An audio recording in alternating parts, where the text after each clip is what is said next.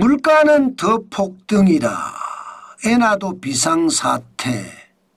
제가 왜 이렇게 제목을 잡았을까요? 그만큼 일본의 물가는 계속 올라가고요. 결국 일본은행이 금리를 올린다. 여기에 저는 방점을 높게 둔다는 뜻입니다. 일본은행이 금리를 올리면 엔화는 어떻게 될까요? 가치가 더 높아지겠죠. 가치가 높아진다는 것은 그만큼 엔화가 강해진다는 뜻입니다. 원화 입장에서 보면요. 엔화가 강해진다 이러면 더 많은 원화를 주고 엔화를 사야 된다는 뜻이에요. 실제로 시장에서도 그렇게 나타나고 있습니다. 엔화가 981.68원을 줘야 100엔을 살 수 있습니다. 순식간에 엄청 올라갔죠. 하루 사이에 11.14원이나 올라갔습니다. 엔화가 그만큼 강해진 거예요. 더 적은 원화를 주고 엔화를 사는 것이 아니라 더 많은 원화를 주고 엔화를 사는 그런 모습으로 바뀌고 있습니다. 그런데 이 주말 사이에 말이에요. 주말 사이에 뭐가 큰일이 있다고 엔화가 이렇게 요동칠까요? 그것은요. 물가입니다. 일본의 물가가 심상치 않아요. 일본의 근원소비자 물가 지수는요. 2025년 1월에 3.2에서 2월에 3.0으로 좀 떨어졌거든요. 근원이라는 게 핵심 물가 지표라는 뜻이에요. 떨어지니까 높긴 높지만 뭔가 꺾이는 모양새가 보이니까 시장에서는 안도감을 가질 수밖에 없었습니다. 근원만 그런 게 아니라 소비자 물가지수 CPI도 마찬가지예요. 1월에 4%에서 2월에 3.7%까지 떨어졌습니다. 그러니까 시장에서는 물가 떨어지니까 그렇게 나쁘지 않네 이런 생각을 가졌었습니다. 그런데 도쿄의 소비자 물가지수는 3월달이 달랐습니다. 지금 2월달은요. 2월달은 도쿄도 꺾였고 전체 일본 소비자 물가도 꺾였는데 3월달은 다시 올라가는 모양새예요. 일반적으로 도쿄 소비자 물가지수가 굉장히 빨리 나오거든요. 이게 달이 가기 전에 나옵니다. 그런데 도쿄 물가지수는요. 시장의 예측치보다가 훨씬 많이 올라갔다는 뜻입니다. 그러니까 시장의 불안감은 굉장히 커진 거예요. 이거 뭐지 도대체? 시장이 뭔가 위험성이 있는데 이렇게 생각할 만큼 시장에서는요. 안 되겠다는 말이 나올 정도입니다. 그만큼 말입니다.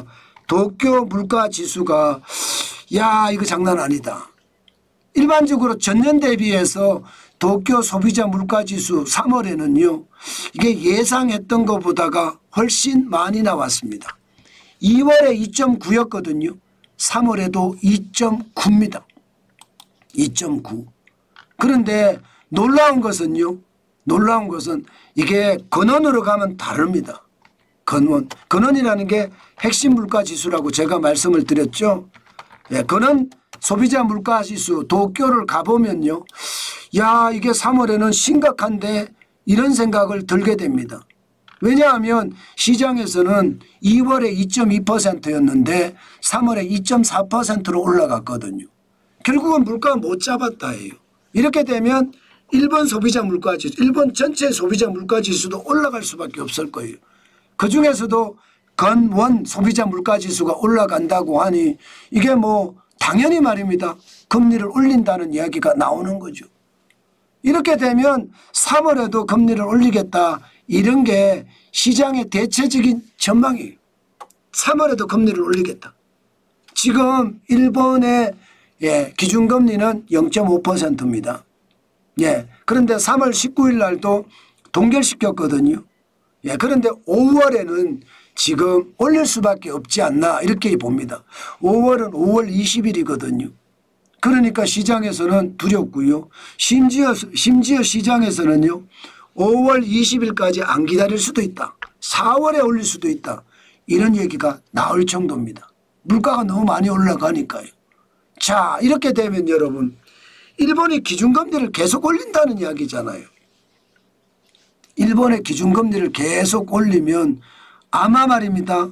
아마 엔케리 자금의 청산도 저는 심각하게 될 수도 있다고 생각합니다.